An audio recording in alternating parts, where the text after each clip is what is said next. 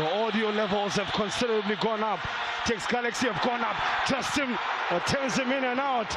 The follow-up though, not as impressive from Sibilibili. Sundowns rocking. Sundowns on the ropes here, something we haven't said too many times this season. Great block though to follow up. Now from Mutau. Ditejane! Hits or kisses the inside of the upright. Said Romovic is one with the fans. This is personal. This is DSTV Premiership action at its finest. Unbelievable. Unbelievable. I mean, that shot from, really, the last 5 minutes or so, I'm telling you, you can say it was with the run of play. Suddenly, Ron Williams came through a few times, but he couldn't keep this one out.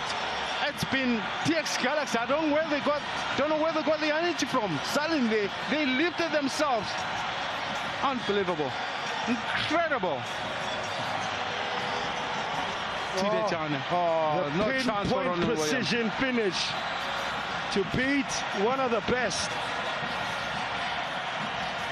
Looks back in disgust and disbelief almost, but it had been coming, if we're being honest. Yes, it had been coming. Puso Ditejane.